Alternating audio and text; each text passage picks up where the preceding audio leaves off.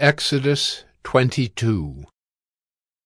If a man steals an ox or a sheep and kills it or sells it, he shall repay 5 oxen for an ox and 4 sheep for a sheep.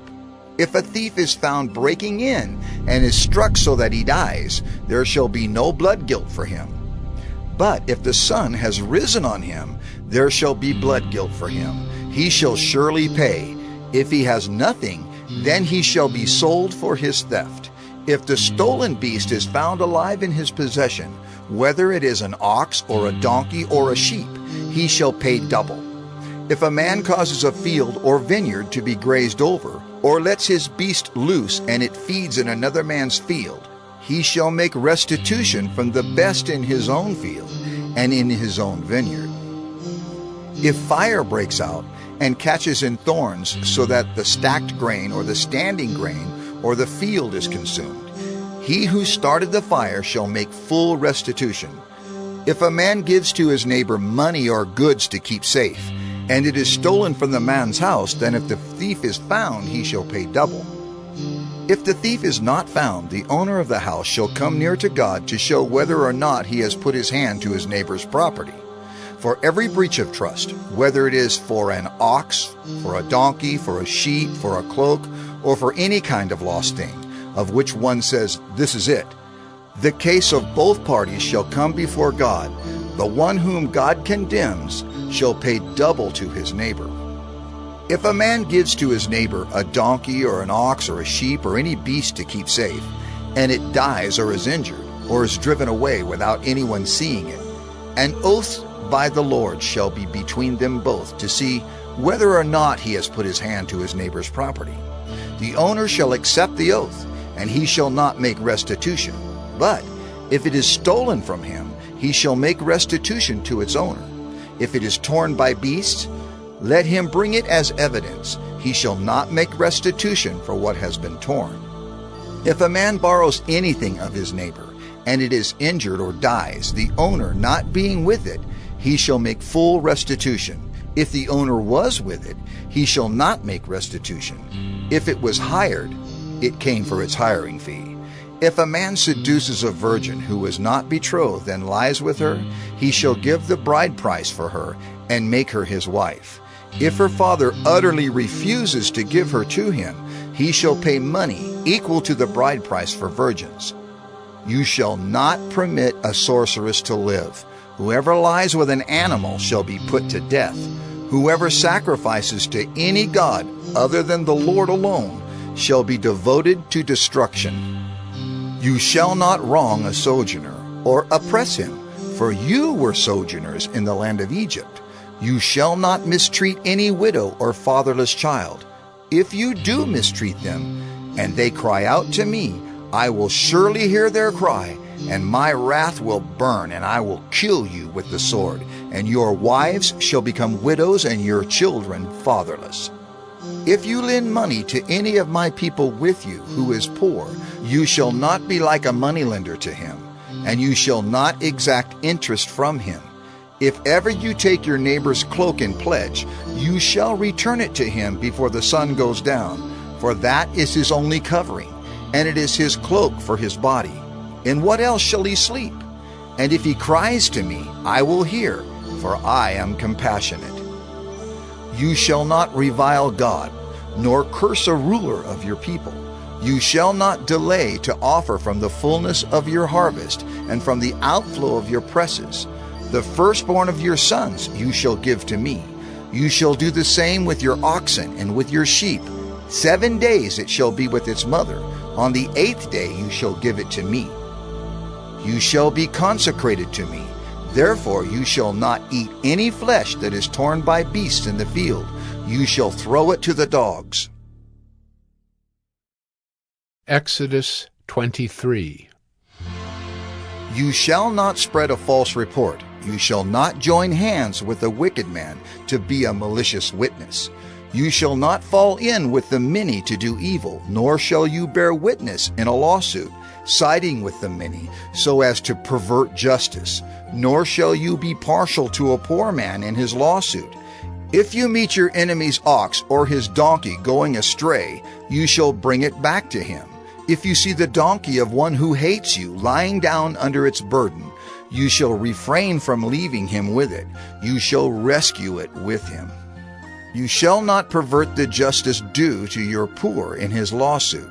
Keep far from a false charge, and do not kill the innocent and righteous, for I will not acquit the wicked. And you shall take no bribe, for a bribe blinds the clear-sighted and subverts the cause of those who are in the right. You shall not oppress a sojourner. You know the heart of a sojourner, for you were sojourners in the land of Egypt. For 6 years you shall sow your land and gather in its yield. But the 7th year you shall let it rest and lie fallow, that the poor of your people may eat, and what they leave the beast of the field may eat. You shall do likewise with your vineyard and with your olive orchard. 6 days you shall do your work, but on the 7th day you shall rest, that your ox and your donkey may have rest, and the son of your servant woman and the alien may be refreshed.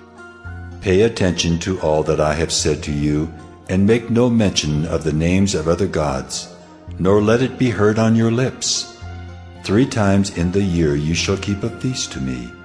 You shall keep the feast of unleavened bread.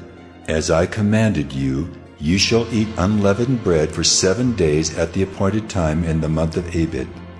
For in it you came out of Egypt. None shall appear before me empty-handed. You shall keep the feast of harvest, of the first fruits of your labor, of what you sow in the field. You shall keep the feast of ingathering at the end of the year, when you gather in from the field the fruit of your labor.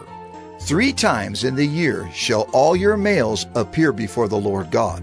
You shall not offer the blood of my sacrifice with anything leavened, or let the fat of my feast remain until the morning.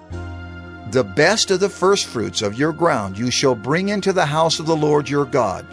You shall not boil a young goat in its mother's milk. Behold, I send an angel before you to guard you on the way and to bring you to the place that I have prepared. Pay careful attention to him and obey his voice. Do not rebel against him, for he will not pardon your transgression, for my name is in him.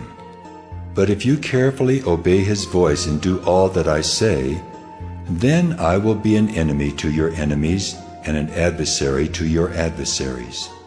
When my angel goes before you and brings you to the Amorites, and the Hittites, and the Perizzites, and the Canaanites, the Hivites, and the Jebusites, and I blot them out, you shall not bow down to their gods nor serve them, nor do as they do, but you shall utterly overthrow them and break their pillars in pieces. You shall serve the Lord your God, and he will bless your bread and your water. And I will take sickness away from among you. None shall miscarry or be barren in your land. I will fulfill the number of your days. I will send my terror before you, and will throw into confusion all the people against whom you shall come. And I will make all your enemies turn their backs to you.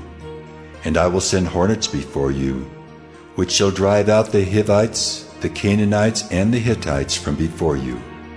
I will not drive them out from before you in 1 year, lest the land become desolate, and the wild beasts multiply against you.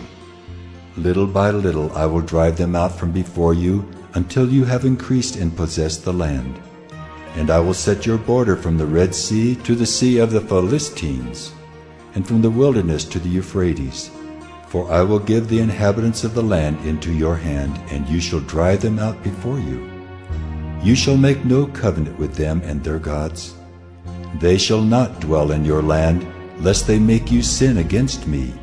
For if you serve their gods, it will surely be a snare to you. Exodus 24.